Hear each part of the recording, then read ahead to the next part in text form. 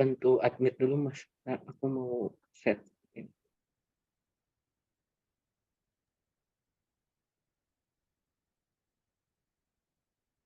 Halo, selamat siang para pejuang kopi.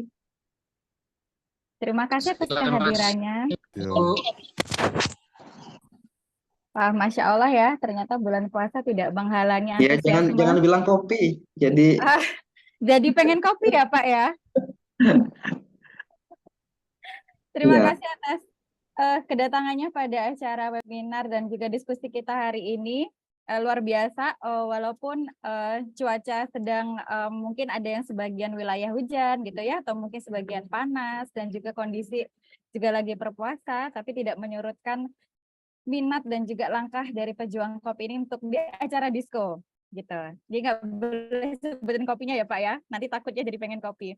Kita sambil menunggu teman-teman yang lain, mungkin mohon kesediaannya untuk para pejuang kopi sekalian untuk menunggu mungkin sampai dengan 14.05 nanti kita akan memulai acaranya. Terima kasih. Oh iya, saya juga mengingatkan kepada para pejuang kopi yang hadir hari ini yang mungkin belum mendaftarkan dirinya di link yang sudah disediakan nanti oleh panitia di kolom chat untuk link Zoom, maksud saya untuk link di Eventbrite, itu silakan nanti untuk mendaftarkan ya Bapak Ibu sekalian, karena nanti di link tersebut Bapak Ibu yang sudah terdaftar akan dikirimkan untuk materi hari ini dan juga sertifikatnya. Jadi pastikan Bapak Ibu sekalian sudah terdaftar di link yang sudah nantinya disediakan oleh panitia.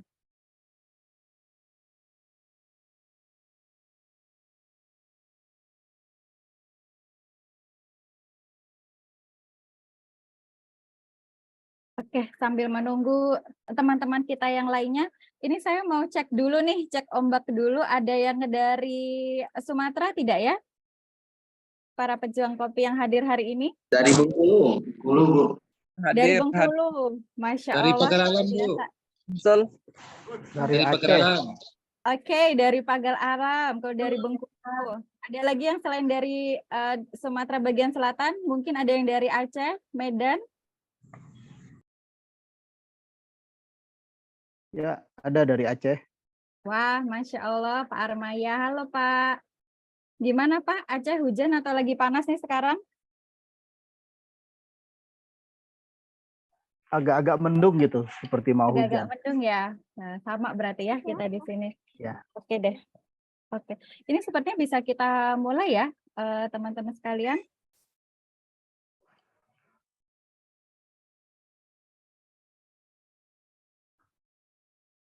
Oke, rasanya kita sudah bisa mulai untuk acara hari ini. Jadi selamat siang semuanya, salam sejahtera untuk kita semua. Sekali lagi selamat datang para pejuang kopi di acara diskusi kita kali ini, diskusi kopi dengan tema neonikotinoid dan dampaknya terhadap ekosistem kopi.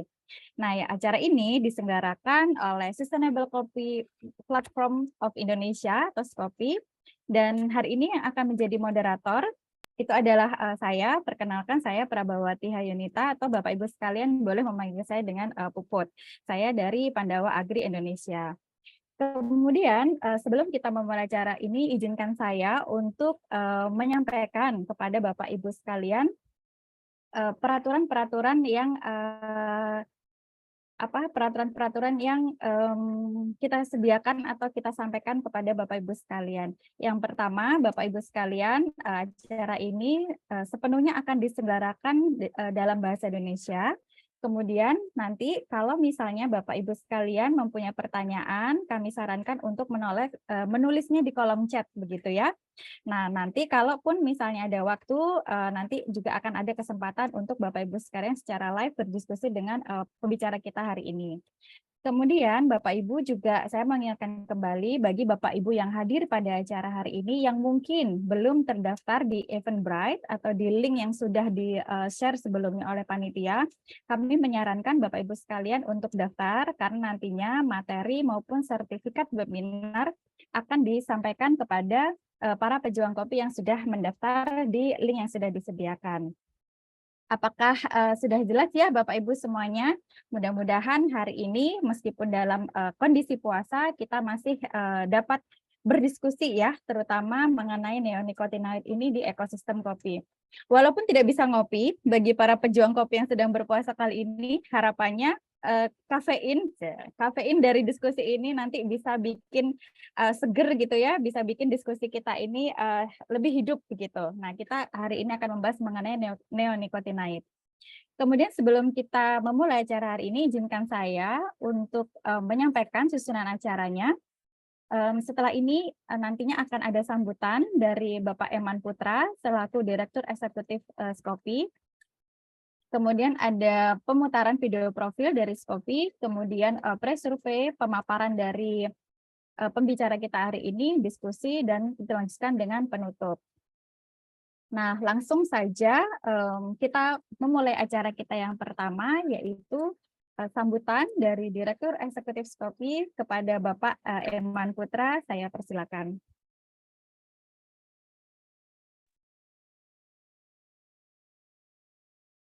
Ya, selamat siang semua. Assalamualaikum warahmatullahi wabarakatuh. Salam sehat dan salam sejahtera untuk kita semua.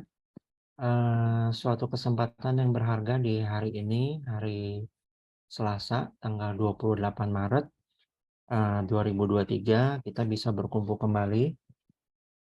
Skopi pada hari ini membawa topik untuk neonicotinoid. Jadi mungkin suatu kata-kata yang masih baru untuk banyak para stakeholder kopi khususnya, mungkin tapi tidak asing bagi kawan-kawan pejuang kopi yang memiliki background agronomi atau mungkin memiliki background chemical. Kenapa Skopi membawa untuk neonicotinoid ini ke panggung diskusi kopi pada hari ini? Karena memang neonicotinoid ini menjadi suatu sorotan bagi konsumen di negara pasar Eropa yang mana akan melakukan tes paparan chemical neonicotinoid ini terhadap biji kopi. Jadi memang statusnya ini masih regulatory overview, masih direview oleh Uni Eropa untuk neonicotinoid ini. Jadi neonicotinoid ini bahan-bahan chemical yang berbahaya khususnya untuk serangga, penyerbuk yang memang akan nanti kita bisa lihat jenis-jenisnya melalui paparan Profesor Dadang pada siang hari ini. Jadi memang ada 3 macam insektisida dan juga 7 macam fungisida kalau saya tidak salah. Jadi saya mengucapkan selamat mengikuti diskusi pada hari ini.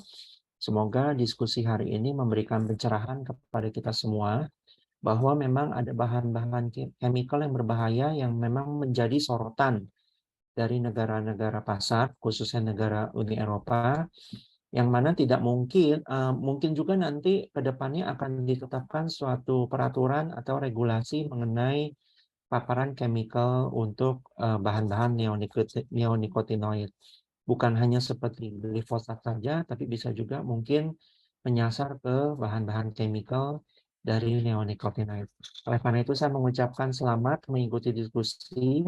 Jangan ragu untuk bertanya, mumpung pakarnya ada di sini, yaitu Bapak Profesor Dadang.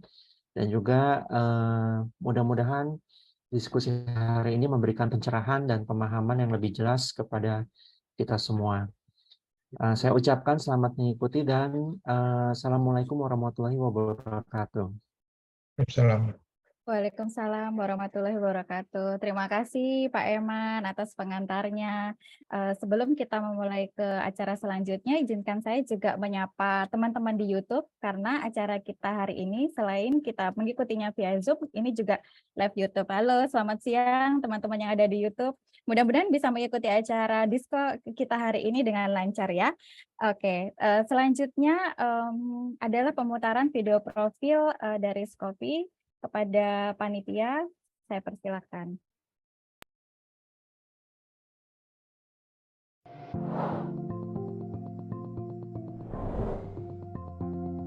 Di tengah meningkatnya konsumsi kopi secara global, tingkat konsumsi kopi jenis Arabica dan Robusta di dalam negeri juga meningkat dengan seiring berkembangnya bisnis kopi di tanah air. Indonesia adalah negara keempat produsen kopi terbesar di dunia. Dan kopi menjadi salah satu sumber devisa negara. Berdasarkan data Kementerian Pertanian tahun 2018, nilai ekspor kopi telah mencapai 815,9 juta US dollar dengan volume sebesar 279,9 ribu ton. Di sisi lain, produktivitas kopi Indonesia belum maksimal, hanya sebesar 0,78 ton per hektar dari area seluas 1,24 juta hektar. Indonesia memiliki beragam jenis kopi dari berbagai provinsi. 5 provinsi di Indonesia yang memiliki produksi kopi terbesar adalah Sumatera Selatan, Lampung, Sumatera Utara, Aceh, dan Jawa Timur. Optimalisasi produksi kopi di Indonesia menjadi hal penting agar menciptakan kesempatan ekonomi bagi petani, memenuhi kebutuhan pasar, serta menjaga kelestarian lingkungan untuk mewujudkan kopi berkelanjutan.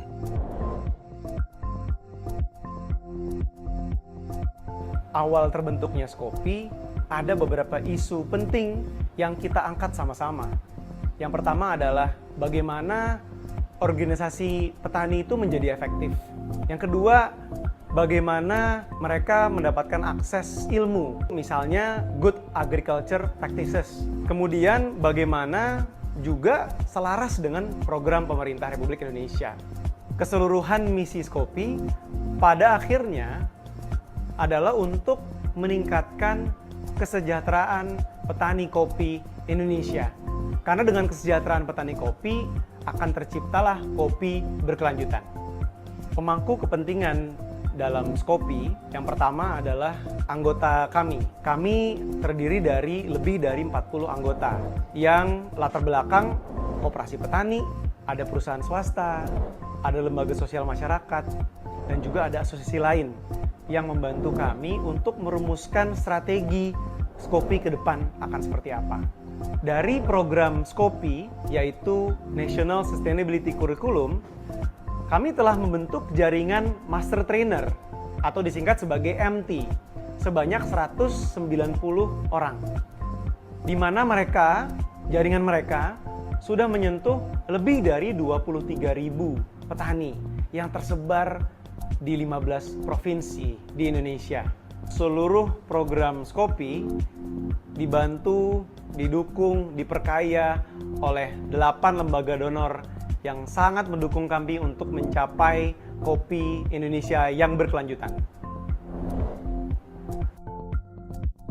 Skopi sejak tahun 2016 bersama para mitranya yang merupakan pemerintah daerah, pemerintah pusat, juga para anggota dan mitra kerja Skopi lainnya mengembangkan modul National Sustainability Curriculum atau yang kita singkat sebagai NSC. Nah, modul ini dikembangkan sebagai landasan untuk memberikan pelatihan dan pendampingan kepada para petani kopi di 15 provinsi di Indonesia tentang good agriculture practice dan pelatihan pasca panen.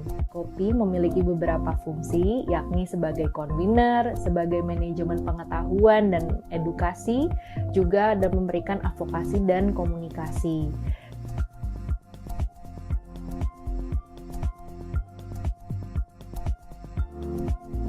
Setelah 5 tahun berdiri, Skopi akan senantiasa menjalankan dan menggalang aspirasi dari para pemangku kepentingannya.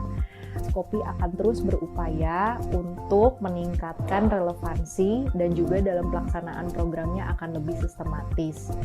Dalam 5 tahun pertama, mungkin Skopi lebih menitik beratkan programnya terhadap edukasi melalui pelatihan dan pendampingan berbasis NSC.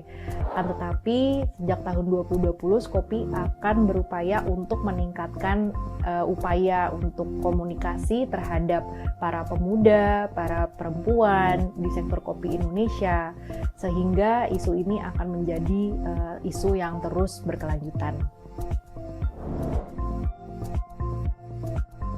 dari pekerjaan sendiri sudah dilibatkan menjadi pemandu lapang kopi. Maka pada saat ada penawaran untuk menjadi MT, kita ditawarkan, itu bagi saya suatu kesempatan luar biasa yang harus bisa saya manfaatkan sebaik-baiknya.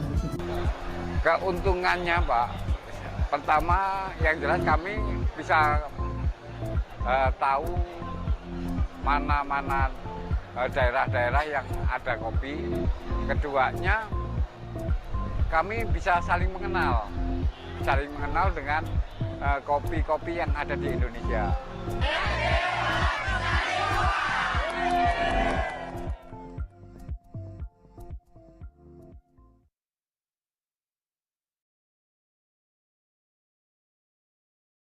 Baik, terima kasih. Jadi mungkin para pejuang kopi yang baru hadir atau baru join dengan acara kita hari ini, saya sekilas saja ingin mengenalkan. Jadi Skopi ini, para pejuang kopi sekalian, mungkin ada yang belum familiar. Nah, Skopi ini adalah organisme non-profit yang berbadan hukum, yang terdiri dari semua stakeholder yang berkaitan dengan kopi. Jadi luar biasa, kita punya satu organisme non-profit yang tujuannya itu adalah untuk meningkatkan ataupun untuk membawa kopi Indonesia yang berkelanjutan ini di mata dunia. Nah, banyak sekali sebenarnya teman-teman untuk Skopi ini perannya dalam dunia perkopian kita. Jadi untuk lebih jelasnya nanti para pejuang kopi sekalian silakan bisa subscribe di channel YouTube-nya karena di situ banyak sekali ilmu-ilmu yang bisa teman-teman dapatkan yang berkaitan dengan kopi. Terima kasih Skopi. Kemudian kita lanjutkan dengan acara selanjutnya. Sebelum kita mendengarkan pemaparan dari Profesor Dadang, saya mohon kesediaannya para pejuang kopi sekalian yang hadir hari ini untuk terlebih dahulu mengisi pre-survey ya yang sudah disediakan oleh panitia. Nah, apakah pre-survey-nya sudah muncul ya Bapak Ibu sekalian di layar masing-masing? Nah, ini ada 3 pertanyaan. Mohon untuk Bapak Ibu sekalian berkenan untuk menjawab pre-survey kita untuk acara hari ini. Oke, ini ada 46 partisipan, jadi dimohon kesediaannya ya Bapak Ibu sekalian untuk menjawab pertanyaan pre-survey kita.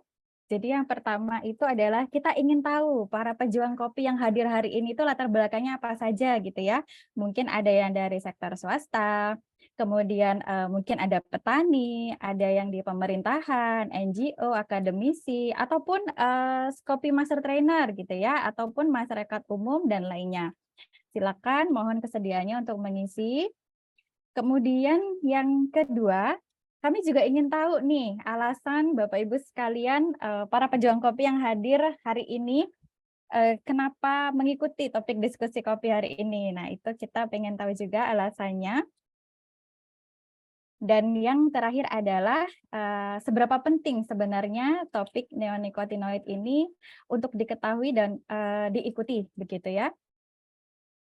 Mohon kesediaan Bapak Ibu sekalian untuk mengisi pre-survey kita.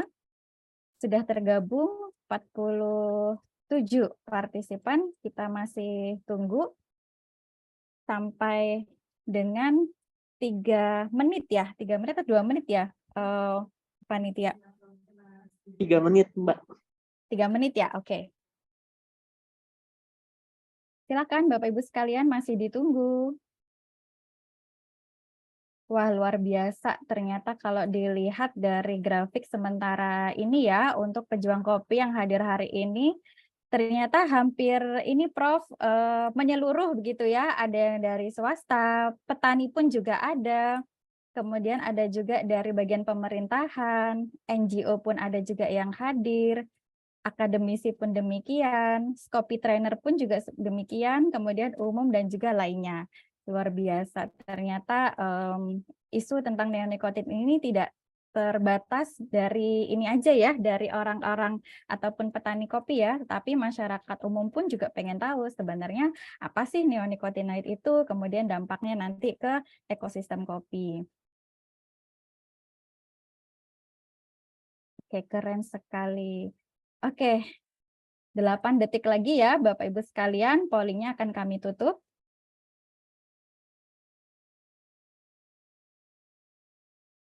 Oke, Siap. Kita sudah selesai untuk polling surveinya. Terima kasih, luar biasa sekali. Ternyata dari hasil pre-survey kita sementara ini, untuk para pejuang kopi yang hadir hari ini, wah, menariknya ini banyak dari sektor swasta, kemudian diikuti oleh dari sektor pemerintahan, akademisi, NGO, ada juga Skopi Master Trainer, kemudian petani kopi pun juga ada, yang dari umum pun dan lain-lainnya juga ada. Kemudian alasannya nih, wah menarik sekali. Alasannya paling besar adalah pengen meningkatkan pengetahuan. Nah ini Bapak Ibu sekalian ada di acara yang tepat nih, karena kita langsung nanti akan berdiskusi dengan ahlinya yaitu Prof. Dadang. Kemudian menurut pejuang kopi yang hari ini hadir, seberapa penting sebenarnya isu tentang neonikotinoid ini? Wah alhamdulillah nih, rata-rata menyatakan bahwa isu ini sangat penting. Terima kasih atas partisipasinya. Tidak berlama-lama lagi, saya mungkin akan langsung ya ke acara selanjutnya. Oke, kita akan langsung. Nah, tadi kalau melihat dari acara polling dari survei kita yang barusan kita lakukan, itu menganggap bahwa penting sekali untuk tahu dan rata-rata ingin menambah pengetahuannya mengenai isu neonikotinoid ini dan dampaknya terhadap ekosistem kopi. Nah, hari ini kita sudah kedatangan seorang ahli dan juga dosen saya. Assalamualaikum, Prof. Dadang. Waalaikumsalam warahmatullahi wabarakatuh. Sehat ya, Pak ya? Alhamdulillah. Ya, alhamdulillah. Terima kasih Bapak atas kesediaannya sudah mau berbagi untuk ilmunya dan mungkin harapannya nanti diskusi kita akan berjalan lancar ya, Pak. Nah, sebelum Prof. Dadang memaparkan mengenai tentang neonikotinoid ini, khususnya di ekosistem kopi, izinkan saya untuk memperkenalkan Prof. Dadang terlebih dahulu dengan membacakan kurikulum vitae-nya ya. Jadi Profesor Dr. Insinyur Dadang MSc ini adalah salah satu dosen saya dan juga guru besar di Fakultas Pertanian IPB University, dan saat ini masih aktif mengajar di Departemen Proteksi Tanaman, dan beliau ini juga menjadi salah satu ketua dari Perhimpunan Entomologi dan juga dan sekarang masih ini ya Pak ya menjadi ketua tim teknis Komisi Pestisida Indonesia. Jadi luar biasa sekali, saya rasa pengalaman beliau dalam hal pestisida ini sudah sangat banyak sekali. Nah, nanti harapannya para pejuang kopi yang hadir hari ini silakan dimanfaatkan dengan sebaik-baiknya media ini untuk berdiskusi. Tanpa berlama-lama lagi, saya mempersilakan Prof. Dadang untuk sharing mengenai apa sih neonikotinoid itu dan bagaimana nanti dampaknya di ekosistem kopi. Silakan Prof, waktu dan tempat saya persilakan. Baik, terima kasih Ibu Put. Assalamualaikum warahmatullahi wabarakatuh. Selamat siang menjelang sore ya. Kita bertemu di sini. Saya pertama terima kasih kepada Skopi yang sudah memberi kesempatan kepada saya untuk bersama-sama ya kita diskusi ya, kita belajar ya, mungkin nanti juga banyak masukan untuk kita temukan solusinya. Izin share dulu.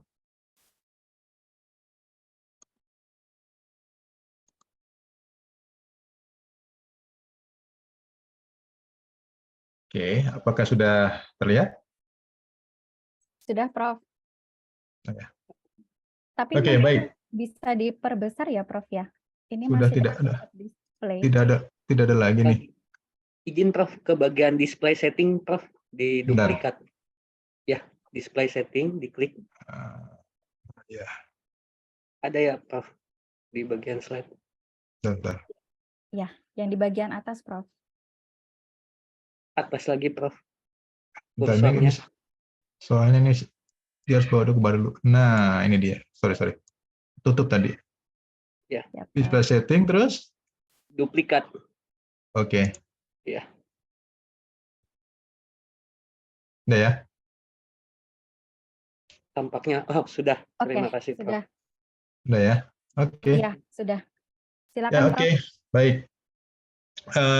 Judulnya dimintakan temanya neonikotinoid, dampaknya terhadap ekosistem kopi gitu ya. Nah, saudara sekalian, bentar saya biar tidak terlalu banyak ini. Oke, nah, saya akan mencoba dulu dari ada 3 sisi di sini, yaitu tanaman kopi, neonikotinoid, dan ekosistemnya, ya.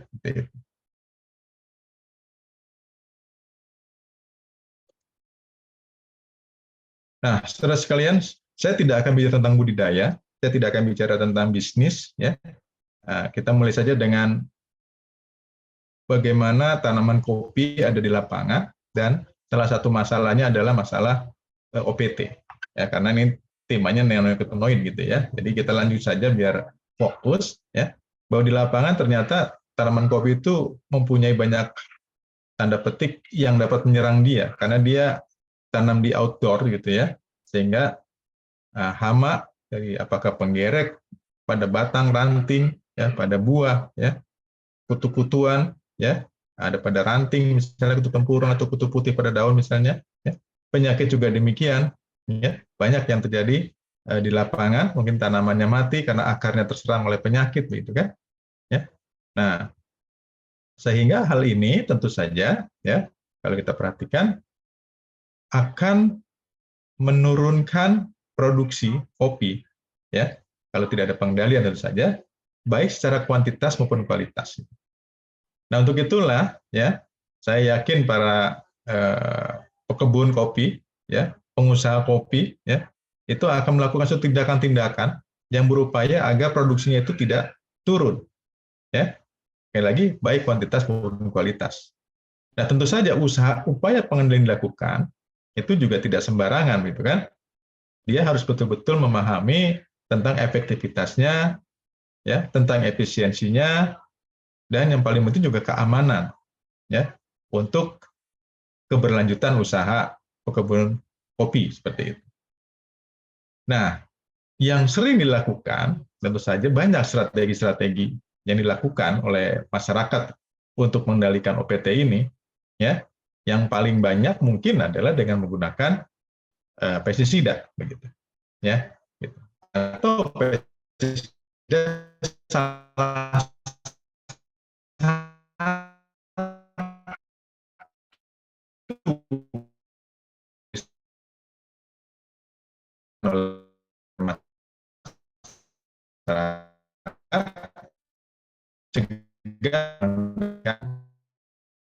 menuatu, ya, gitu.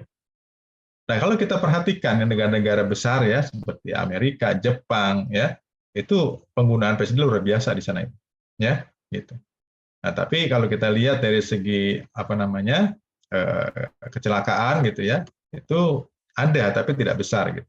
Nah, berbeda dengan negara berkembang seperti Indonesia, begitu, ya, penggunaannya tidak. Mohon maaf ya, kalau kita lihat dari penggunaan jumlah volume itu dibandingkan rata-rata itu sangat rendah sebetulnya, ya.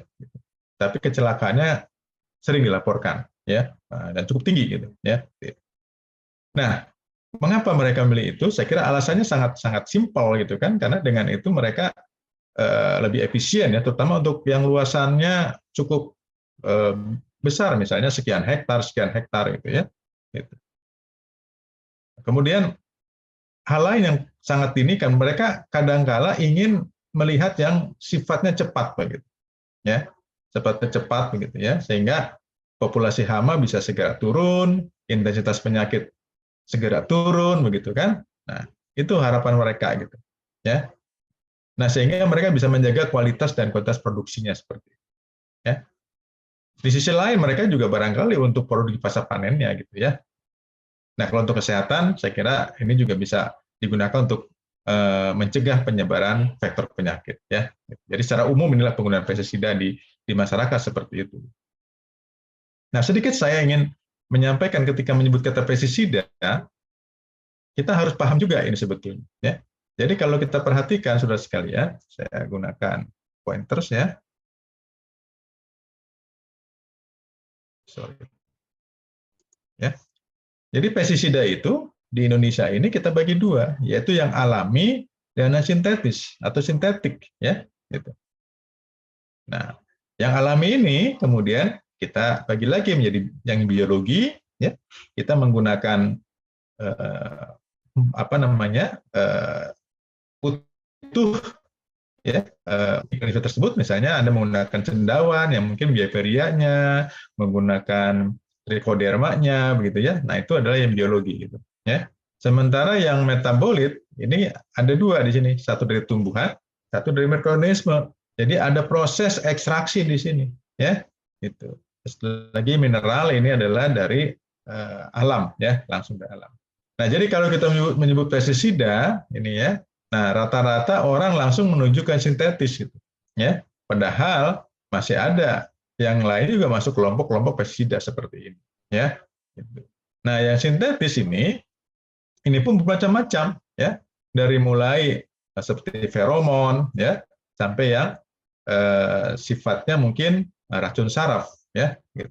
Karena mode of action-nya atau sasarannya juga bermacam-macam, gitu. Ada yang pada serangga barangkali mengganti kulit, ya, ada yang untuk mengganggu proses kawin dan seterusnya.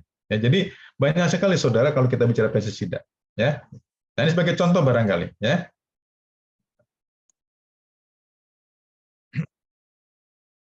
Nah, ini sebagai contoh barangkali ya.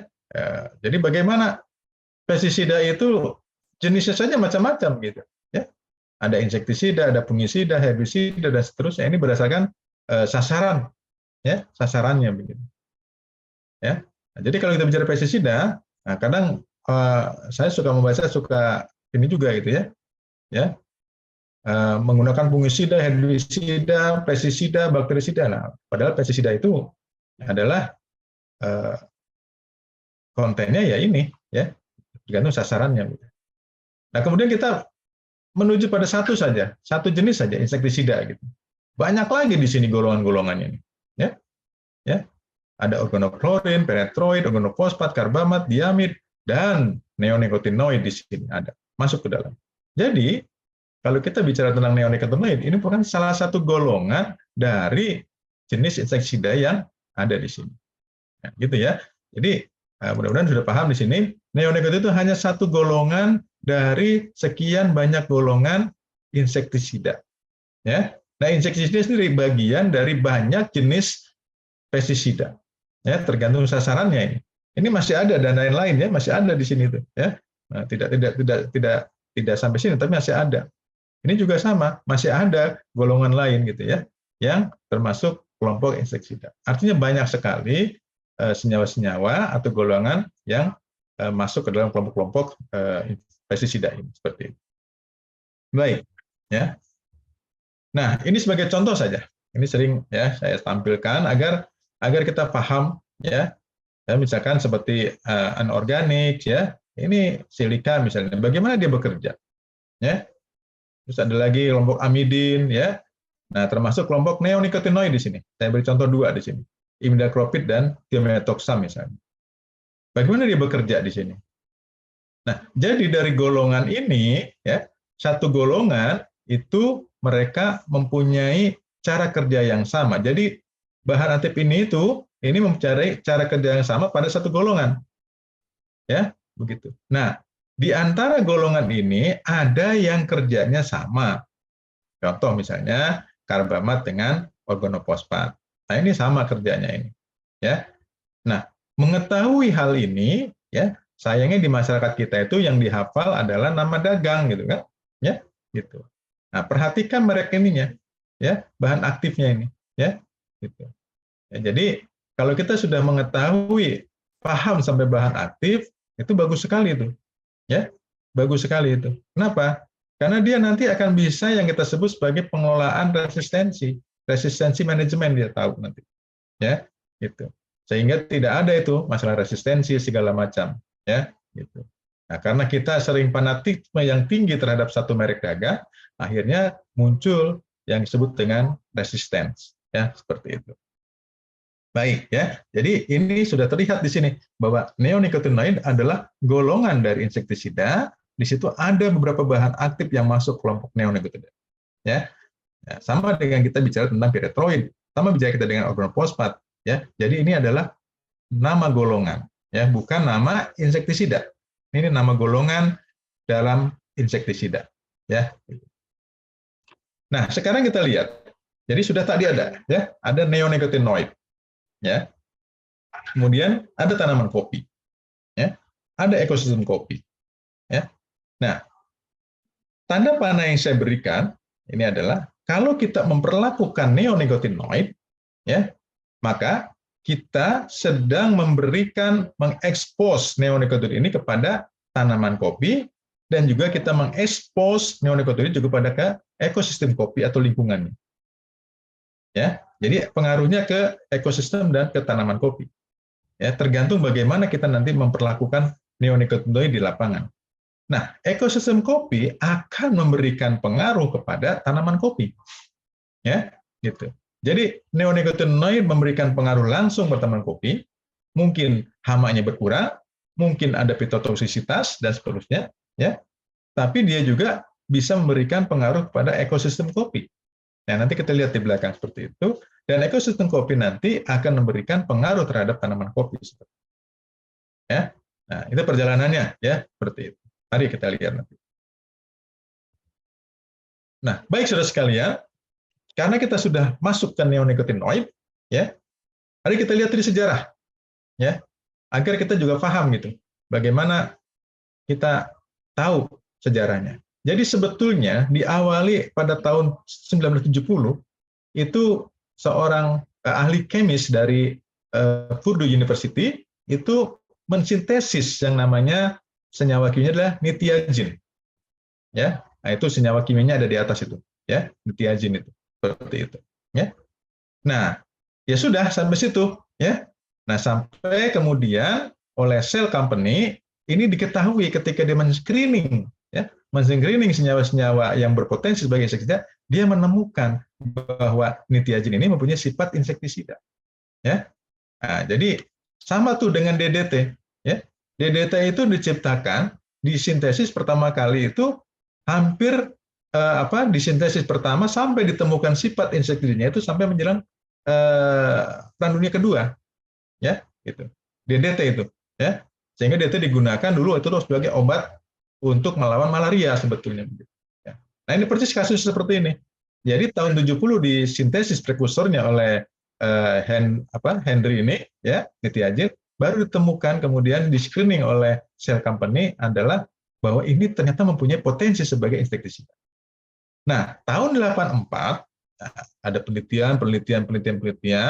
Tahun 84 baru dengan jelas diketahui bahwa nitiazin ini, ya, bekerja pada bagian saraf serangga, ya, pada bagian saraf serangga sebagai postsynaptic acetylcholine receptor agonis. Jadi dia meniru seperti reseptornya acetylcholine pada postsynap pada serangga. Nah, ternyata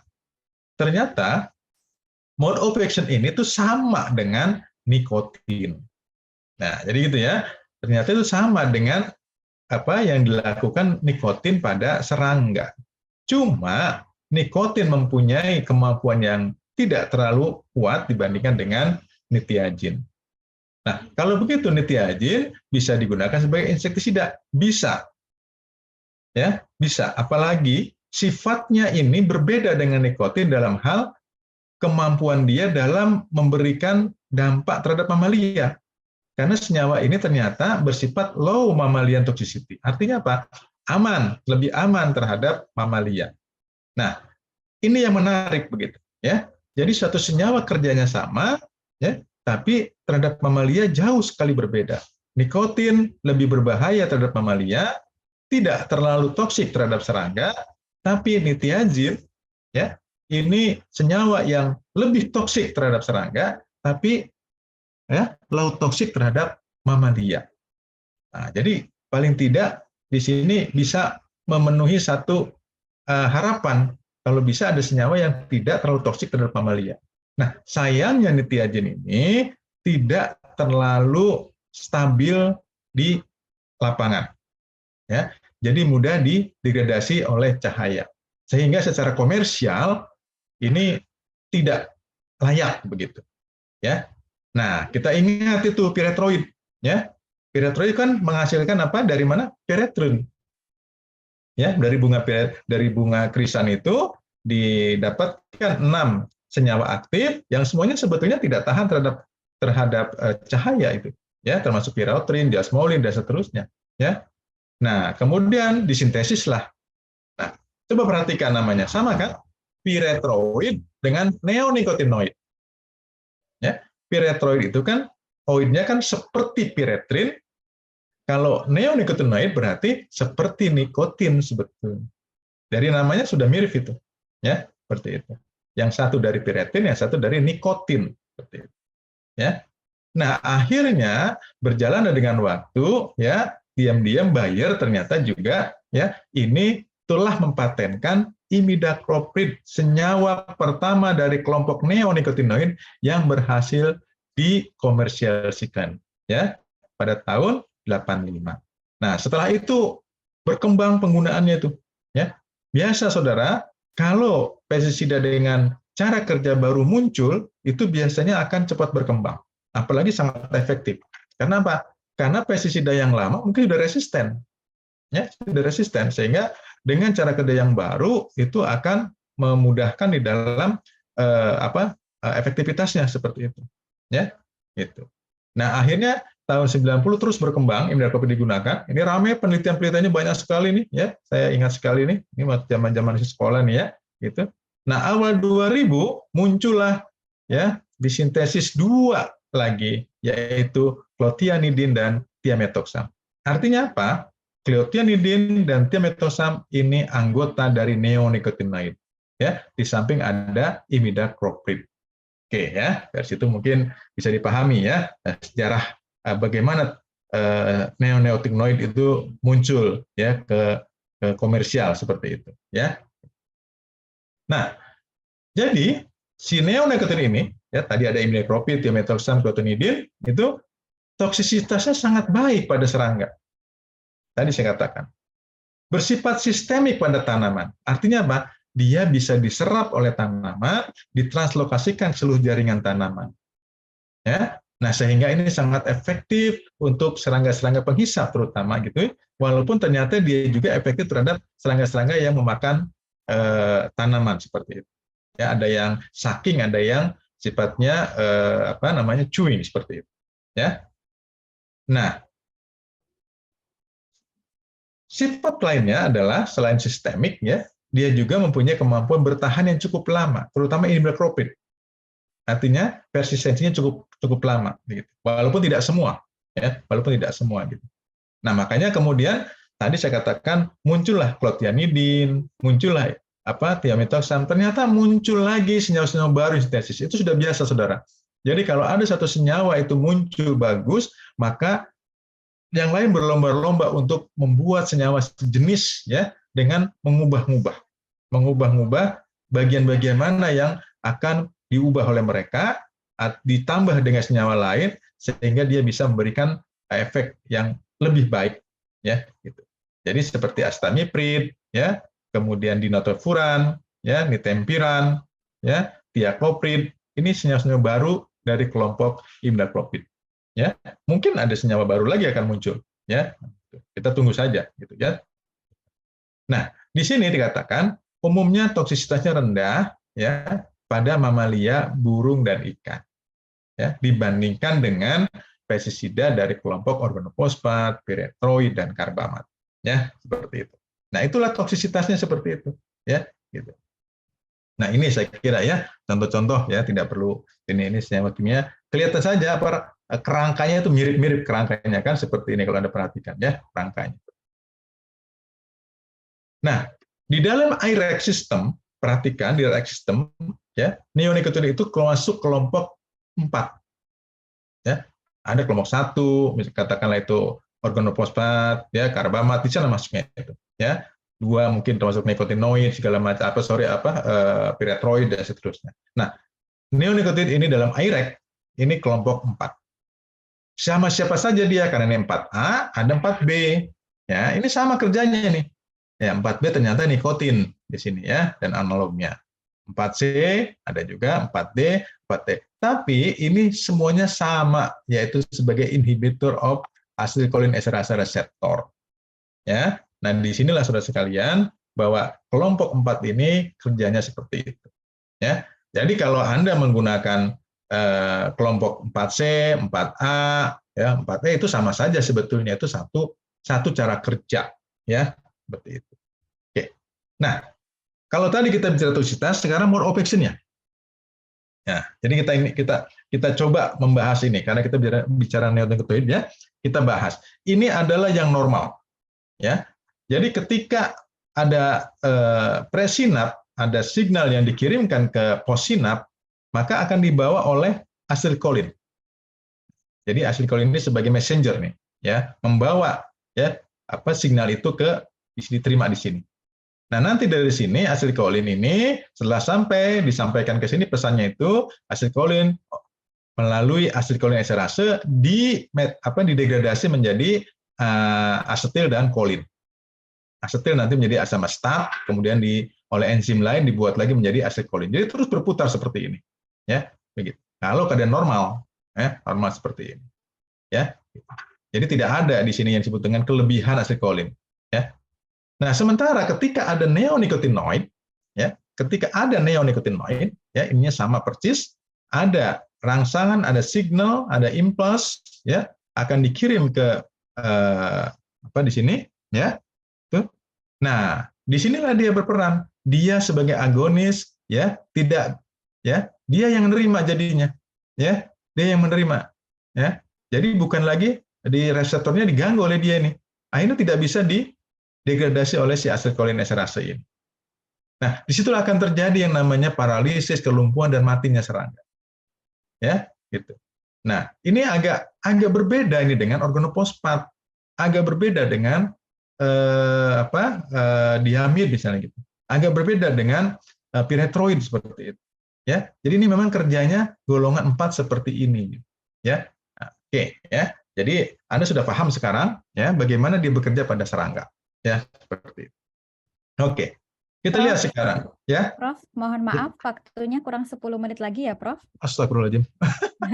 Oke, ya, saya coba. Nah, coba Anda pahami sekarang di sini, dari berapa senyawa tadi, pahami di sini, inseknya sangat rendah, kecuali di nepuran, ya. Tapi PT beratnya tinggi, LC-nya. Artinya apa? Sangat toksik pada insek, tidak terlalu toksik pada mamalia. Berbeda dengan nikotin, terhadap serangganya itu sangat tinggi, artinya sangat tidak toksik terhadap serangga, tapi toksik terhadap mamalia. Oke, ya, saya kebut ya.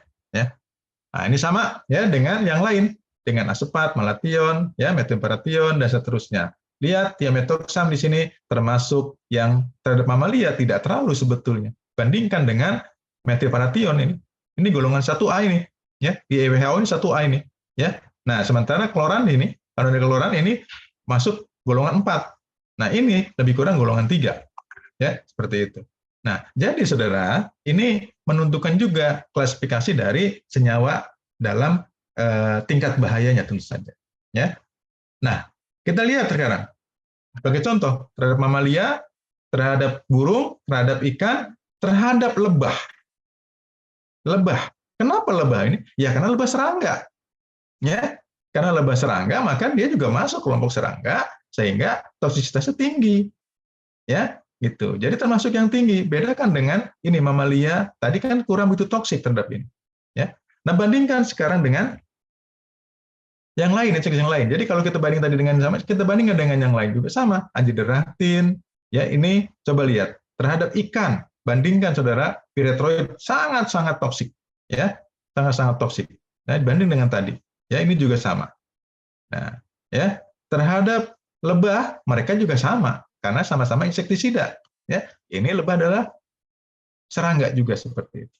Nah, jadi kelebihan dari si neonikotinoid itu adalah dia lebih aman terhadap mamalia, burung, dan ikan. Tapi terhadap lebah mereka sama saja, bahkan lebih toksik, ya, kalau kita lihat seperti tadi.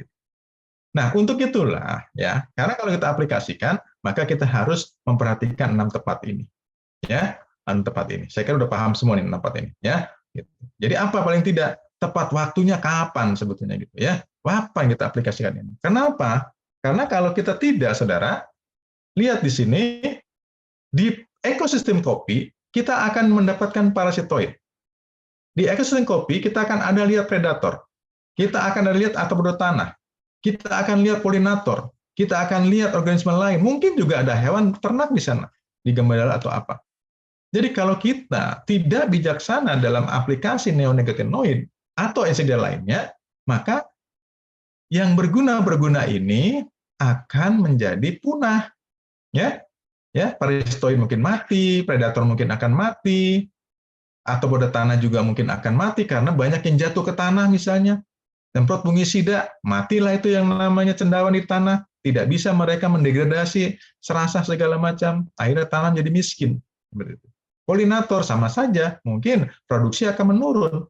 Ya, kalau polinator tidak banyak berada di sana karena dia terkena oleh neonicotinoid atau yang lain. Tapi tadi katakan neonicotinoid lebih toksik dibandingkan dengan yang lain. Ya, seperti itu. Oke, ini lingkungan saya kira sudah ini kan. Kita lihat di sini, ini juga tidak penting ya. Nah, sekarang kita lebah lihat, saudara sekalian. Jadi fokus ke lebah sekarang. Ya, mengapa fokus ke lebah? Karena di ekosistem itu yang kita jaga itu. Ya, kalau ini bisa dijaga oleh Anda, mudah-mudahan produksi kopinya itu akan baik, ya, akan meningkat seperti itu. Nah, ini oleh Sabrina ini dikatakan bahwa budidaya lebah pada tanaman kopi ini meningkatkan produksi kopi, madunya multiflora, mungkin ada pelindung juga di sana, berkurangnya input produksi, ya, karena menurut Sabrina ini ternyata kalau kita menanam beternak lebah di kopi, maka serangga hama itu akan berkurang. Itu pernyataan beliau, ya, saya ambil di situ ya. Kemudian meningkatkan pendapatan petani, inputnya berkurang, produksinya meningkat, jelas pendapatan menjadi meningkat seperti itu, ya. Nah, isu yang berkembang apa? Nah, isu yang berkembang nanti kita akan lari ke sana, ya, neonicotinoid belakangnya.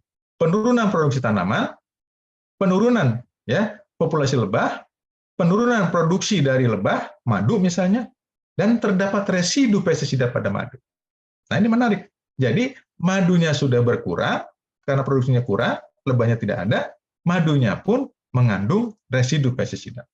Ya, ini isu-isu yang berkembang di media massa ataupun dari beberapa penelitian yang kita baca. Ya, contoh misalnya ini. Jadi data-data yang kita kumpulkan, Kanada, ya, dikatakan 30 juta lebah mati. USA, produksi madu turun sampai 30%. Jepang, banyak loni mati, ya, kerugiannya sampai 300 juta yen, ya, kalikan 120 ini, sekian M, kan, ya. Indonesia, saya belum dapat data, ya, belum dapat data. Nah, pertanyaan kita, apa yang sedang terjadi? Ya, apa yang sedang terjadi ini? Ya, gitu. Nah, padahal saya tidak bisa baca di sini ya. Jadi penurunan lebah itu, ya,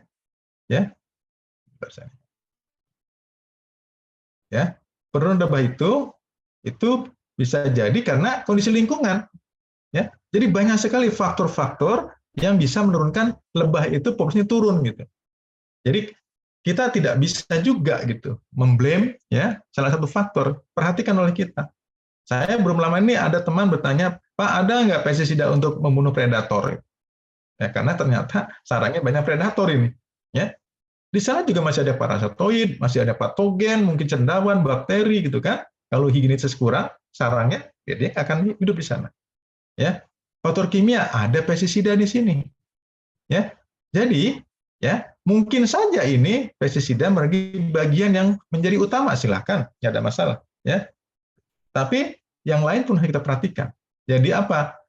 Mengkajinya harus lebih lengkap begitu. Ya, jadi jangan langsung memblame salah satu faktor. Ya, lihat dulu. Ya.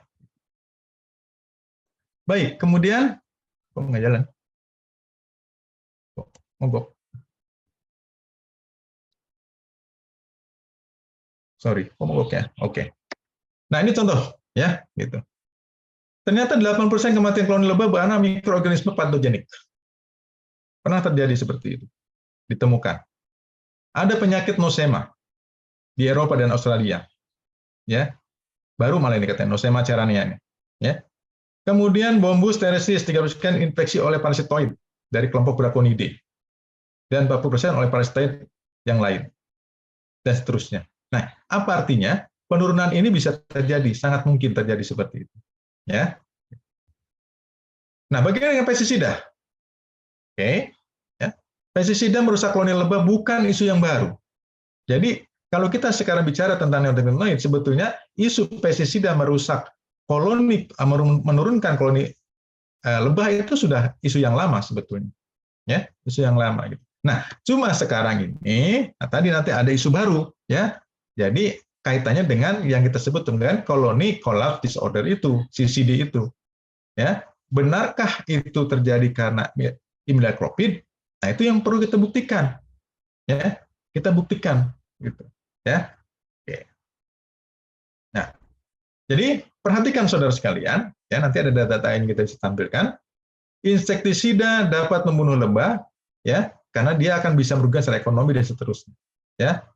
Nah, jadi ini bagaimana kita bisa melihat peran penting dari lebah dan kita berhadapan dengan pestisida yang kita gunakan di lapangan seperti itu.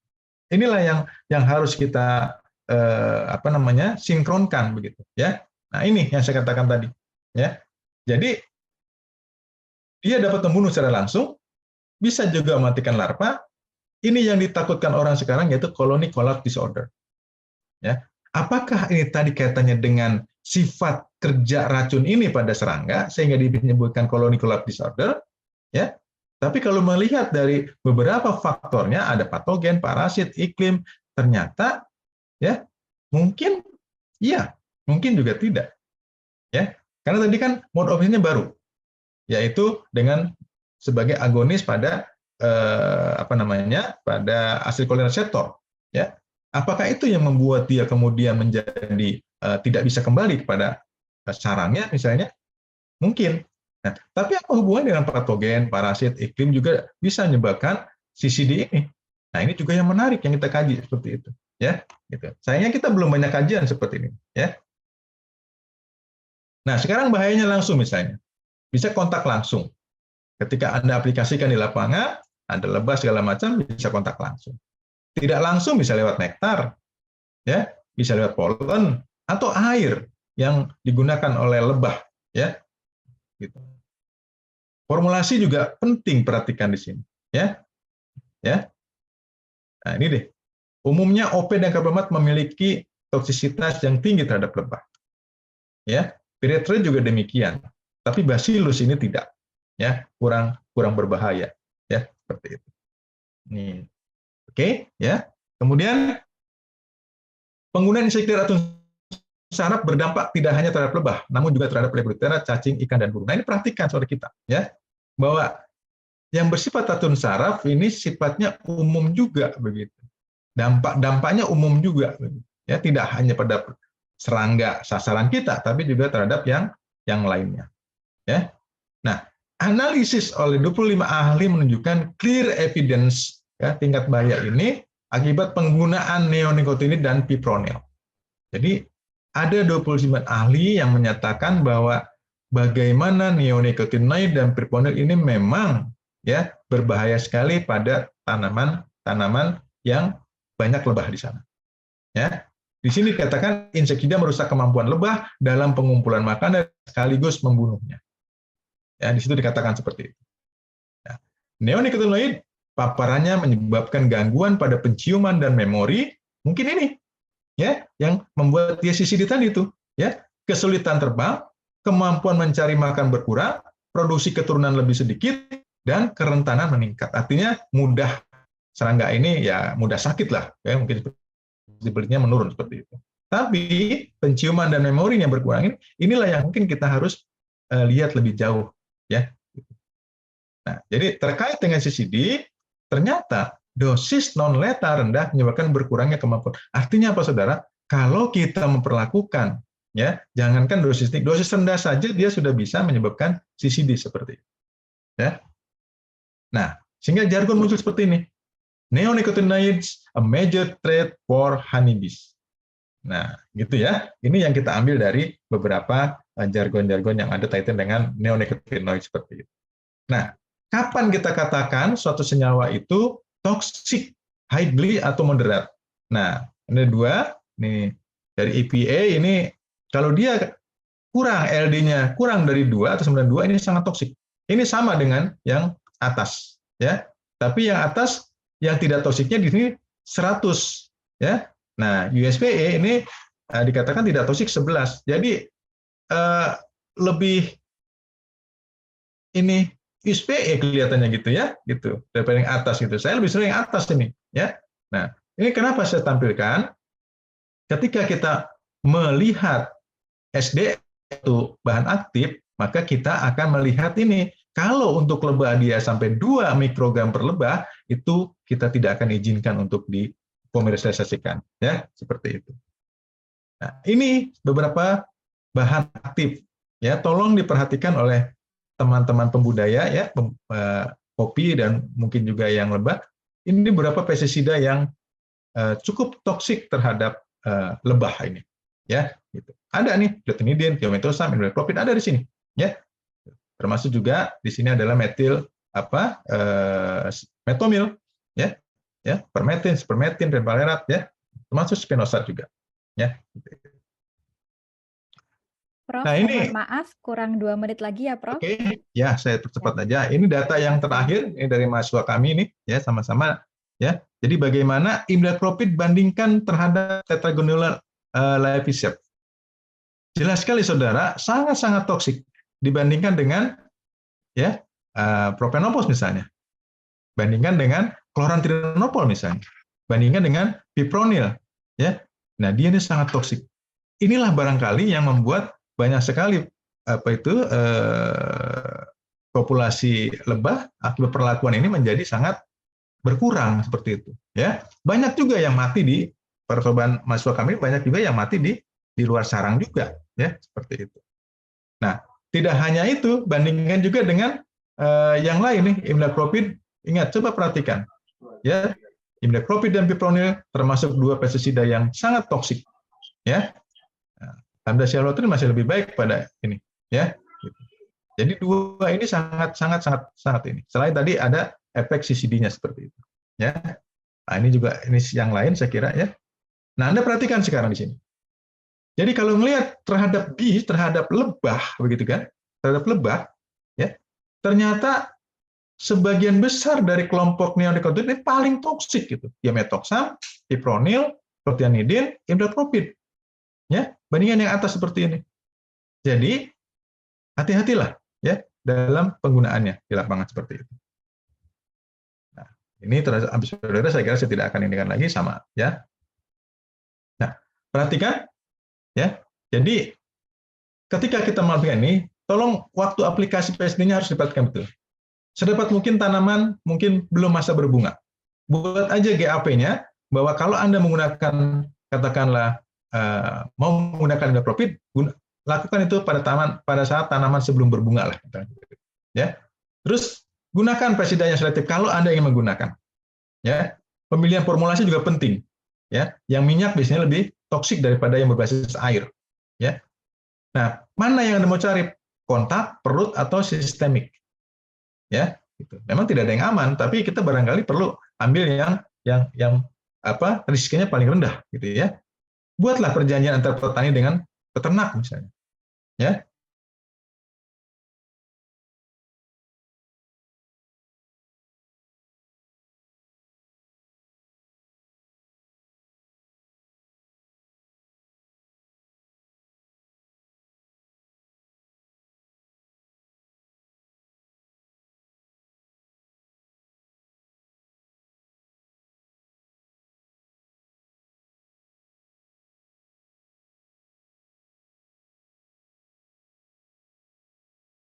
Mudah-mudahan lingkungan sehat, petani sehat, ya, tanamannya sehat, produktivitas tanamannya tinggi, dan kesejahteraan meningkat. Saya kira itu barangkali yang bisa saya sampaikan. Ya, mohon maaf kalau harus cepat-cepat menyampaikannya, karena saya ingin menyampaikan banyak, tapi waktunya yang terbatas. Demikian, terima kasih. Assalamualaikum warahmatullahi wabarakatuh.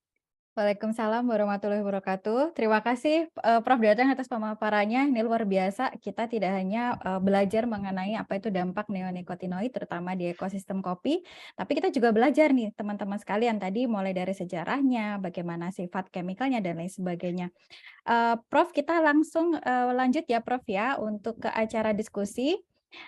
Ini sudah ada pertanyaan, ada 2 pertanyaan di kolom chat. Saya bacakan ya Prof.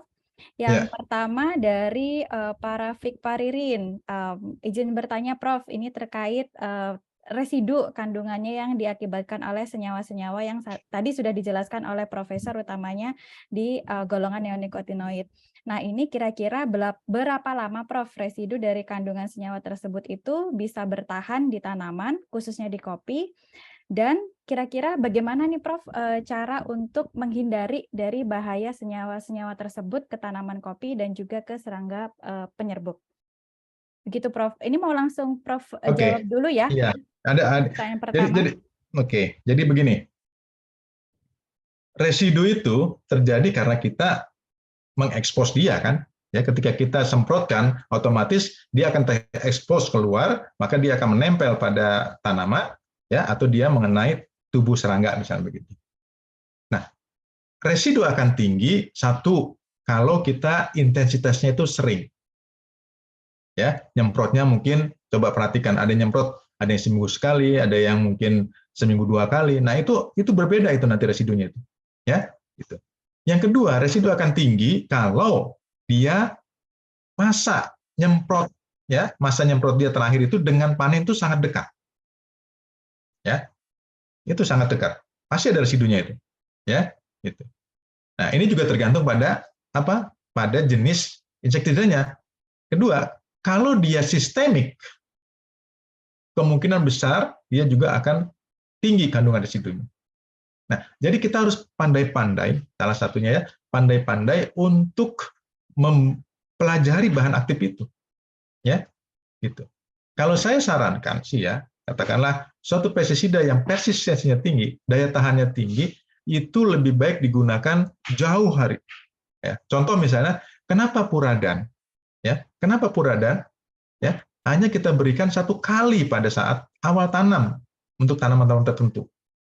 Ya, jangan sampai puradan Anda gunakan nanti pada saat tanaman kopi berbunga misalnya. Nah, itu kemungkinan besar ada residu pada kopinya. Ya, gitu. Jadi dulu ada saudara ya mau mendaftarkan satu merek dagang yang aplikasinya itu seminggu sekali seperti puradan. Ya, itu nggak benar itu, kita tolak itu saudara sekalian. Ya, kita tolak itu. Ya, nggak bisa seperti itu. Jadi paling nggak 3 bulan untuk seperti puradan itu dia baru bisa bebas lah paling tidak, residunya tidak terlalu tinggi. Ya. Nah, jadi itu saya perhatikan tadi, intensitasnya jangan terlalu sering, dosisnya jangan terlalu tinggi, dan waktu aplikasi jangan terlalu dekat dengan waktu panen. Itu ya, Mbak ya. Yang kedua apa tadi? Oke. Kemudian pertanyaan selanjutnya ini, Prof, dari Mas Ridwan dari Pagar Alam. Mas Ridwan bertanya mengenai pengaruh dari dampak insektisida golongan neonikotinoid ini, Prof. Misalnya kita tidak menggunakan, di kebun kita itu tidak menggunakan, Prof, tetapi di kebun lain yang mungkin berjarak kurang dari 1 kilometer itu pakai insektisida jenis ini. Nah, itu apakah nantinya juga akan berpengaruh, Prof, ke ekosistem kebun kopi kita atau seperti apa? Saya kira tidak ya, Mas ya. Ya, saya kira tidak ya. Tidak mungkin pestisida itu kan itu kan benda mati ya, nggak mungkin dia kecuali angin kencang dripnya ke sana mungkin ya gitu kan ya, mungkin saja, atau ada kebun Anda di bawah, yang kebun satu lagi di atas sana dia nyemprot, kemudian ada hujan ya tercuci mungkin ke kebun Anda ya begitu. Itu kan kejadian yang mungkin terjadi kan. Tapi kalau normal-normalnya itu apalagi 1 kilo itu rasanya tidak ya, seperti itu. Saya kira itu barangkali ya yang harus kita perhatikan ya. Nah, tapi ya kita tetap harus menjaga ekosistem kita itu ya. Kita beritahu juga teman-teman kita itu ya. Jadi jangan hanya sendiri ya. Bagaimana kita tahu sekarang nih ya. Tadi kan toksisitasnya saya jelaskan tuh, sangat toksik dia untuk serangga ya, begitu ya. Bukan hanya serangga hamanya loh ya, tapi juga serangga berguna. Ya, itu yang harus diperhatikan itu, ya.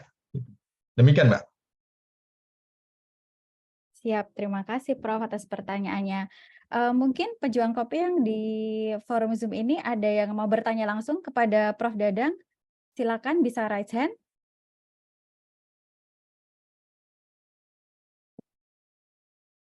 Atau mungkin dari pertanyaan dari teman-teman yang ada di YouTube, apakah sudah ada panitia?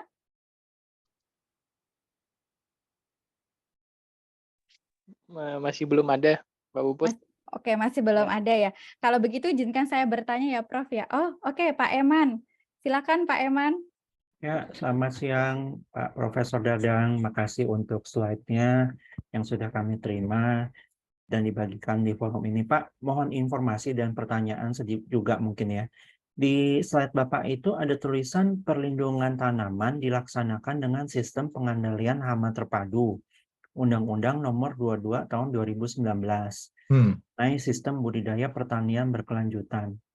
Itu apakah memang seperti panduan atau sudah seperti buklet atau memang saya belum pernah lihat tuh bentuknya, apa memang apa itu undang-undang yang mengharuskan, diwajibkan, atau itu secara general hanya untuk seluruh komoditi atau hanya untuk kopi aja tuh Pak Profesor?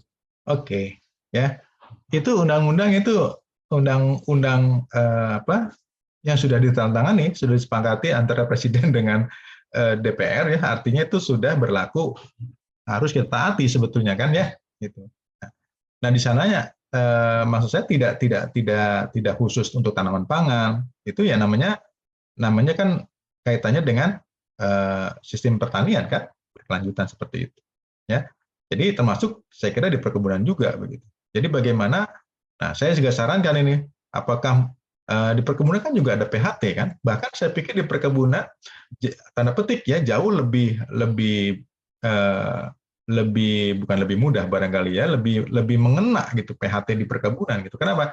Karena ekosistem perkebunan itu kan relatif lebih stabil ya dibandingkan dengan ekosistem pada tanaman pangan ya. Di mana pangan itu barangkali 3 bulan panen sehingga terjadi lagi permulaan sawah, pembajakan segala macam. Kalau kebun itu kan relatif ya, gitu. Walaupun barangkali ada guncangan ekologi sedikit-sedikit lah ya, gitu ya. Nah jadi PHT itu sangat mungkin untuk diterapkan di perkebunan begitu Pak. Dan itu harusnya namanya undang-undang ya harus kita ikuti mestinya kan, ya. Cuma siapa yang ngawasi itu masalahnya kan, ya. Nah, pelajari juga lah, saya kira PHT, apa itu PHT gitu kan ya. Saya kira Kementerian Pertanian sudah sering tuh ada PHT perkebunan ya, saya kira ya. Demikian, Pak. Bagaimana Pak Eman? Mungkin ada tanggapan? Cukup Pak?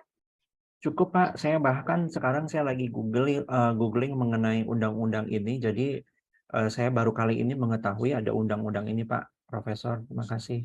Dulu itu undang-undang namanya Sistem Budidaya Tanaman Pak, tahun 92, nomor 12 tahun 92 ya. Kemudian oleh DPR di-improve lah gitu ya menjadi Undang-Undang nomor 22 2019 seperti itu. Dan itu yang kita inikan. Dan situ jelas tertera kok itu ya. Gitu. Termasuk pestisida tuh. Ya ada juga tentang pestisida sana. Bahwa pestisida yang beredar itu harus terdaftar ya, harus teruji efektivitasnya, harus berlabel, itu ada di sana ya, gitu. Jadi termasuk itu tidak boleh kita menggunakan pestisida yang tidak terdaftar itu. Oke. Baik, terima kasih Prof. Dadang. Selanjutnya ada Pak Dede yang sudah raise hand. Halo Pak Dede.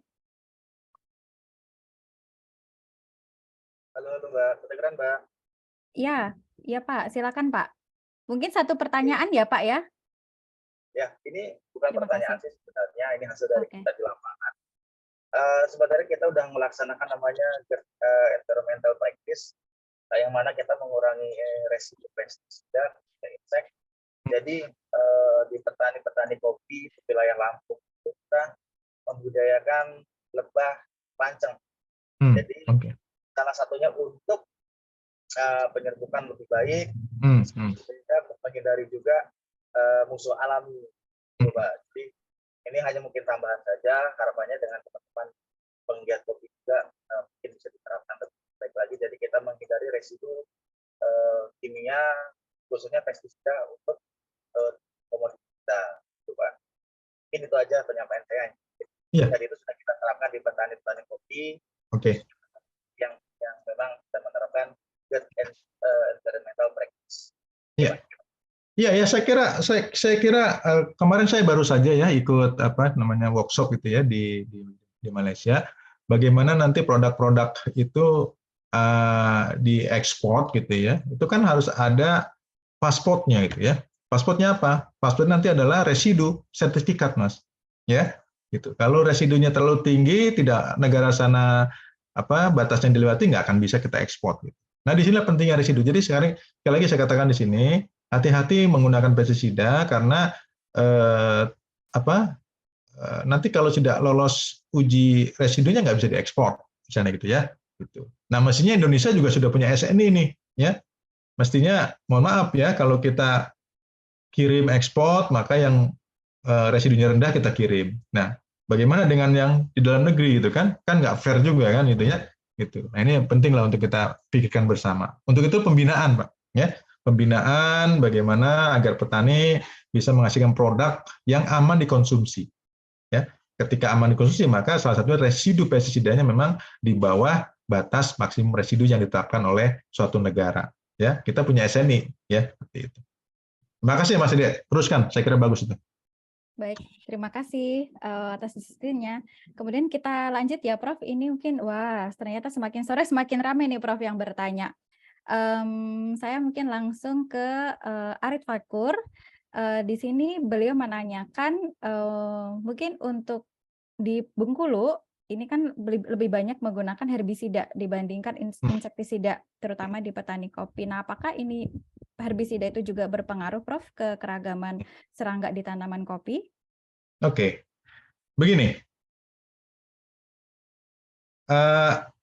Apa sih fungsi herbisida itu? Nah, herbisida itu kan fungsinya untuk mengendalikan gulma.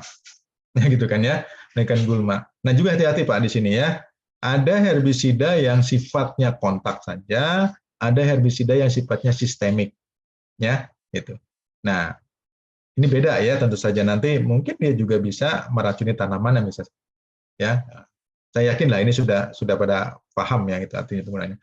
Nah, sekarang dalam suatu ekosistem yang multi crop, ya, banyak tanaman, itu biasanya keragamannya tinggi, ya, keragamannya tinggi, gitu. Ya, tapi kalau ekosistem yang di sana hanya ada 1 atau 2 jenis tanaman, itu keragamannya rendah, maka diversifikasi juga rendah. Nah, padahal kita berharap di lapangan itu yang keragamannya tinggi, sehingga proses makan dimakan, proses rantai makan itu berjalan dengan baik seperti itu. Ya, nah, kalau diaplikasikan herbisida, otomatis yang namanya ekosistem di sana akan berkurang itu, pasti kan, karena mati kan disemprot gitu kan, maka di sana pun akan menurun itu konsep jumlah serangga, jumlah artropod juga akan turun seperti itu. Penelitian kami juga demikian, ya. Ketika diaplikasikan herbisida itu langsung terjun bebas itu yang namanya keragamannya gitu, ya, gitu. Walaupun nanti pada sekian 4-8 minggu itu dia 10 bulan naik lagi begitu, ya, gitu. Nah, jadi memang ya tinggal pilihan, Mas Arif tadi ya, apakah kita mau manual saja, ya, tapi kalau manual mungkin bakal banyak gitu ya, mungkin selektif saja ya, seperti itu, ya. Jadi kalau ada peroperasi herbisida pastilah menurun itu keragamannya itu, ya. Demikian, Mbak. Ya, Prof, terima kasih. Oke, mungkin satu pertanyaan lagi ya, Prof ya. Silakan. Oke, oh ya, ini ada pertanyaan yang menarik dari, waduh, ini mungkin belum ada namanya ya, Bapak Samsung A32 gitu. Ada petani kopi nih, Prof, yang bertanya, Prof, selama ini yang di masa pengalaman oleh petani-petani yang di lapangan itu kebanyakan itu menggunakan insektisida itu justru bukan untuk hamanya, Prof, tapi untuk mengusir semut merah mungkin ya, semut merah yang mengganggu pada saat proses pemanenan gitu ya. Biasanya kan dia mengganggu gitu ya, Prof, kita panen kemudian gigit-gigitin yang ininya pemanen gitu ya. Nah, itu mohon saran, Prof, ada nggak ya alternatif baiknya untuk menghentikan kebiasaan tersebut, Prof, gitu? Oke, ya, kebetulan saya juga kalau mohon maaf ya, ketika sedang memeriksa dokumen ya pendaftaran pestisida gitu, ada tuh ya pestisida untuk kopi tapi untuk mengusir semut gitu, ya, gitu. Sehingga saya kadang berpikir sejauh mana semut itu sampai mengganggu begitu ya, gitu. Tapi ya oke lah, itu kan kita hanya melihat orang mendaftarkan gitu kan, ya. Cuman saya bertanya saja begitu ya. apakah memang sangat mengganggu semut itu ketika mau panen kopi gitu ya. Tapi kan didatakan ya sudah kita uji saja kan begitu kan. Nah, yang pertanyaan kita sekarang adalah kalau disemprot ya, disemprotkan gitu ya. Pertanyaan kita, tadi saya katakan, salah satu masalah yang kita hadapi adalah nanti residu kan. Ya. Tadi ada yang bertanya, yang pertama tadi itu, Mbak Ririn kalau nggak salah ya, itu kan bagaimana kita mengurangi residu? Ya tadi jangan menyemprot ketika akan panen. Gitu kan? Karena semakin dekat dengan masa panen, maka residu akan makin tinggi. Nah sekarang, ya ketika mau panen malah disemprot untuk menginikan gangguan itu. Ya. Gitu. Nah, berarti di sana kemungkinan besar akan ada residunya kan seperti itu. Apalagi kalau pakai sistemik kan seperti itu. Jadi di satu sisi kita menyelesaikan masalah, di satu sisi kita akan menimbulkan masalah seperti itu, ya. Nah, saya sendiri belum punya metode bagaimana mengusir semut ini gitu ya, semut terlarang atau apalah itu yang merah itu kan, ya, ketika panen gitu ya. Nah ini barangkali perlu ada volunteer yang mencoba dengan cara lain barangkali gitu ya. Demikian, Mbak. Siap. Terima kasih, Prof. Oh ya, mungkin ini ada satu lagi, Prof, pertanyaan terakhir. Pertanyaan dari saya, Prof. Mungkin begini, Prof. Tadi kan kalau kita melihat isu neonicotinoid ini kan sebenarnya lebih kepada bagaimana dia nanti pengaruhnya ke serangga penyerbuk ya, Prof, ya, terutama ke lebah di ekosistem kopi. Nah, Tidak hanya lebah, Mbak. Tidak hanya lebah. Segala macamnya ya, Prof, segala ya. macam juga bisa ya.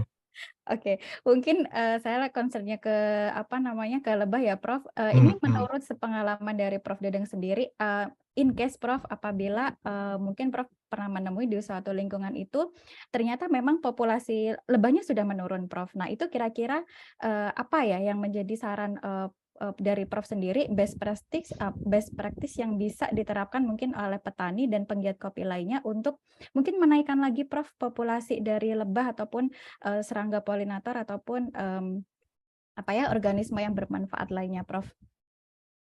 Ya, saya pikir pertama kali harus ini adalah penyebabnya apa begitu ya. Kalau off season ya jelas kita nggak bisa apa-apa kan, menunggu on season kan gitu kan ya.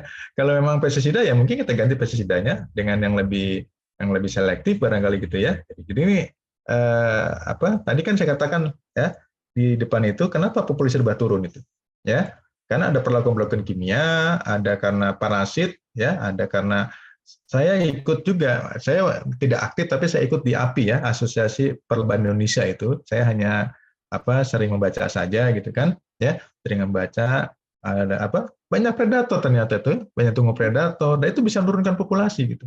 Nah, jadi kalau kita sudah tahu masalahnya apa, itu yang kita harus selesaikan kan seperti itu, Mbak ya. Sehingga ada teman saya, Pak, saya kan juga banyak kerja di Sekda Nabati ya. Padahal tolong dong buatkan pestisida nabati untuk mengendalikan predator ini gitu. Ya saya bilang ya harus ada percobaannya dulu, kalau nggak bisa kita langsung sarankan begitu. Nah artinya apa? Dari sini kita tahu bahwa di lapangan itu kita yang tahu ya. Dalam PHT gitu, Mbak. Dalam PHT itu petani, jadi termasuk peternak lebah itu harus tahu kenapa ini populasi saya rendah. Ya. Nah sekarang kan banyak, Mbak ya, orang menyimpan sarang-sarang lebah ya di daerah hortikultura sekarang malah itu. Ya. Iya, Prof. Banyak sekarang hortikultura. Nah, saya pikir bagus-bagus saja gitu. Tapi masalahnya ya, hortikultura itu sangat kental dengan aplikasi pestisida. Karena mereka menjaga mutu kan, ya, menjaga mutu. Kalau panen hortikultura mutunya jelek, jelas nggak laku itu. Ya, gitu. Nah, disinilah komunikasi yang baik antara peternak lebah dengan petani sayuran misalnya seperti apa begitu ya. Komunikasi lah. Tadi kan saran saya adalah lakukan komunikasi yang baik antara peternak dengan petani, bisa seperti itu. Itu di saran yang slide 3 terakhir itu sekira itu. Ya. Jadi harus tadi dulu nih penyebabnya apa. Kalau memang pestisida ya bagaimana kita bisa aplikasi pestisida tidak mengganggu lebah kita kan gitu kan. Kenapa saya concern lebah, Mbak? Karena saya sangat dengan ada yang lebah di tanaman kopi itu sangat menguntungkan sebetulnya gitu. Ya, sangat menguntungkan. Ada nilai tambah ya, ada nilai tambah. Kalau itu bisa dikendalikan, maka hama lain juga mungkin insya Allah akan bisa kita tangani seperti itu. Ya, Itu Mbak Putri. Siap, terima kasih Prof. Dadang, luar biasa diskusi kita hari ini. Tidak terasa teman-teman pejuang kopi, kita sudah sampai di penghujung acara. Saya sampaikan terima kasih Prof. Dadang. Ini mungkin sebenarnya kalau kita mau diskusi lebih lanjut, rasanya tidak cukup ya Pak, satu hari kita ngobrolin nih tentang neonikotinoid, utamanya dampaknya, bagaimana dampaknya ke ekosistem kopi. Nah, sebelum saya menutup acara hari ini, saya sampaikan terima kasih kepada Prof. Dadang atas pemaparannya. Kemudian mungkin saya akan coba untuk mensimpulkan ya Pak ya, apa yang menjadi diskusi kita hari ini. Yang pertama yang saya tangkap tadi dari pemaparan dari Prof. Dadang adalah kita harus memperhatikan terlebih dahulu senyawa ataupun jenis dari pestisida yang digunakan, gitu ya. Apakah sifatnya itu sistemik, apakah kontak dan lain sebagainya. Nantinya kita bisa tahu gitu ya bagaimana cara menggunakan pestisida ini dengan bijak dan benar. Kemudian kita juga harus memperhatikan waktu aplikasi. Nah, ini para pejuang kopi yang harus diingat adalah waktu aplikasi. Kalau misalnya kita menggunakan senyawa-senyawa yang seperti ini gitu ya, seperti neonikotinoid, kita harus juga memperhatikan apakah fase dari tumbuhan kita itu sedang berbunga atau lain sebagainya. Dan yang tidak kalah penting, pestisida ini masih boleh digunakan asalkan kita menggunakannya secara bijak dan juga secara benar. Begitu Pak ya, kurang lebihnya mungkin nanti di teman-teman Skopi nanti kita bisa bahas lagi lebih dalam lagi seperti pengaruhnya mungkin ke serangga penyerbuk ya, seperti lebah dan lain sebagainya. Nah, itu menurut saya adalah salah satu hal yang menarik. Selanjutnya, Bapak Ibu sekalian, saya mohon untuk kesediaannya kembali mengisi form survei yang akan ditampilkan oleh panitia. Nah, ini mohon kesediaan dari Bapak Ibu sekalian, peserta pejuang kopi hari ini. Masih sama ada 3 pertanyaan Bapak Ibu, jika sebelumnya kita bertanya kepada Bapak Ibu sekalian sebelum mengikuti acara ini. Nah, kita mau tahu nih, dari pejuang kopi yang hari ini hadir di acara diskusi kopi kita hari ini, bagaimana setelah pemaparan dari Prof. Dadang. Nah, yang pertama ini kita mau tahu gitu ya, pengetahuan setelah mengikuti pemaparan, itu pengetahuannya terutama neonikotinoid dan dampaknya terhadap ekosistem kopi ini menjadi lebih baik kah atau seperti apa? Mudah-mudahan menjadi lebih baik ya. Tadi luar biasa sekali Prof. Dadang sudah memaparkan bahkan dari sejarahnya dan juga sifatnya. Karena memang itu harus Bapak Ibu sekalian. Ketika kita menggunakan sesuatu kita harus tahu dulu ya Prof ya sifatnya seperti apa gitu, sehingga nantinya kita bisa menggunakannya secara bijak. Selanjutnya, bagaimana ekspektasi dan juga harapan? Apakah terpenuhi dengan mengikuti event diskusi kopi kita kali ini? Dan yang pertanyaan terakhir adalah, apakah nantinya Bapak Ibu ataupun pejuang kopi yang hadir hari ini berkenan untuk sharing informasi dan pengetahuan mungkin ke rekan-rekan lainnya yang berhalangan hadir pada hari ini? Oke, ini masih kita tunggu. Dimohon kesediaannya Bapak Ibu sekalian untuk mengisi survei yang sudah disediakan oleh panitia. Wah, luar biasa ini.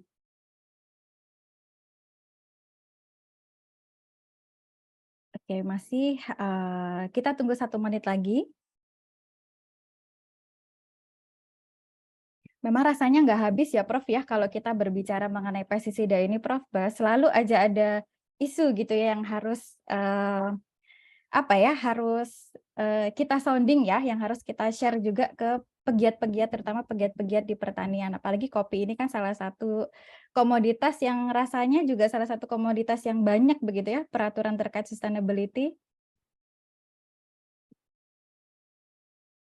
Mudah-mudahan hari ini bukan sebagai permulaan begitu ya, sebagai permulaan kita untuk mengenal lebih lanjut dan mengenal lebih dalam lagi mengenai pestisida, sehingga harapannya kita bisa menggunakannya lebih bijak, terutama di perkebunan kopi kita. Masih saya tunggu Bapak Ibu sekalian yang belum mengisi survei, ataupun dari pejuang kopi yang hadir hari ini, terutama di ruang Zoom maupun di ruang YouTube, apabila belum mendaftarkan dirinya di link yang sudah disediakan oleh panitia, silakan untuk klik link tersebut dan mengisi data diri. Nantinya seluruh materi ataupun hal-hal yang berkaitan dengan diskusi kali ini akan dikirimkan melalui email yang sudah terregistrasi. Dan juga mungkin tadi masih ada beberapa sebenarnya Prof pertanyaan-pertanyaan. Nah, itu nanti kita juga mohon kesediaan Prof untuk menjawab pertanyaan tersebut. Nanti akan kita share ya Prof oleh panitia, yang nantinya pertanyaan-pertanyaan tersebut akan kita serahkan kembali ke panitia. Maksudnya ke peserta. Oke, mungkin kita sudah akhiri ya untuk pasca surveinya.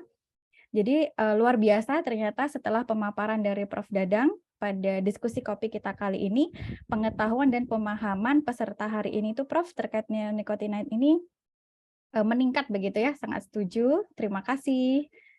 Alhamdulillah kalau ternyata ilmunya bermanfaat. Kemudian ekspektasinya sudah terpenuhi gitu ya, alhamdulillah. Nah, ini mungkin yang masih netral nanti bisa kita sambung lagi ke diskusi kopi yang lainnya. Dan juga apakah berkenan? Nah, alhamdulillah 90% lebih dari peserta yang sudah mengikuti pasca survei ini berkenan untuk menyalurkan informasinya kepada rekan-rekan pejuang kopi yang belum bisa hadir pada hari ini. Terima kasih atas partisipasinya. Dan sebelum saya menutup acara hari ini, perkenankan untuk boleh kita foto bersama dulu ya, teman-teman sekalian. Jadi dimohon untuk yang bisa untuk open cam, silakan. Kita foto bersama dulu.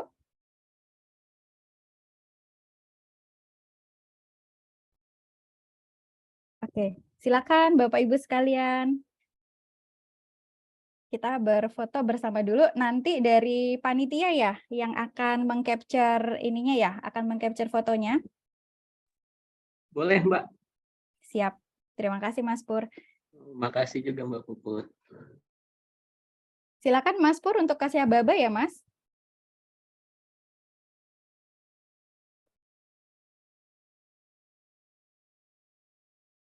Oke, apakah sudah semuanya? Silakan teman-teman, mungkin yang belum open cam, silakan open cam. Kita foto bersama. Kapan lagi ya kita punya kesempatan untuk berfoto bareng Prof Dadang? Oke, Mas. Boleh Bapak silakan, Ibu. Mas. Siap. Saya coba kopinya foto belum 2 kali ya. open kamera itu, Mbak. Lagi rusak ini yang Skopi sekretariatnya. Gitu. Maaf ya Pak. Boleh ada 2 kali foto ya. Pertama gayanya jadi 2 kali aja. 1, 2, 3. Oke.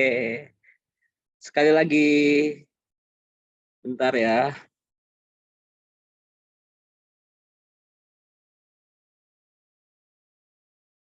1, 2, 3. Terima kasih Bapak dan Ibu. Terima kasih panitia. Terima kasih Prof Dadang atas sharing ilmunya hari ini. Insya Allah mudah-mudahan bermanfaat untuk pejuang kopi yang hadir hari ini. Dan juga terima kasih kepada Skopi yang sudah memfasilitasi diskusi kita hari ini mengenai neonicotinoid. Mudah-mudahan nanti kita ada keberlanjutan untuk peningkatan awareness kita terutama di neonicotinoid. Dan tidak lupa kepada Bapak Ibu sekalian pejuang kopi, terima kasih atas kehadirannya, terima kasih atas diskusinya. Mohon maaf apabila saya dan juga tim Skopi mungkin masih ada kekurangan. Insya Allah nanti di diskusi kita selanjutnya akan lebih baik lagi. Terima kasih semuanya dan juga sehat-sehat dan selamat berpuasa bagi pejuang kopi yang sedang menjalankan hari ini. Terima kasih. Assalamualaikum warahmatullahi wabarakatuh. Salam sejahtera. Oke. Moderator. Terima kasih. Kopi. Terima kasih ya, Lep.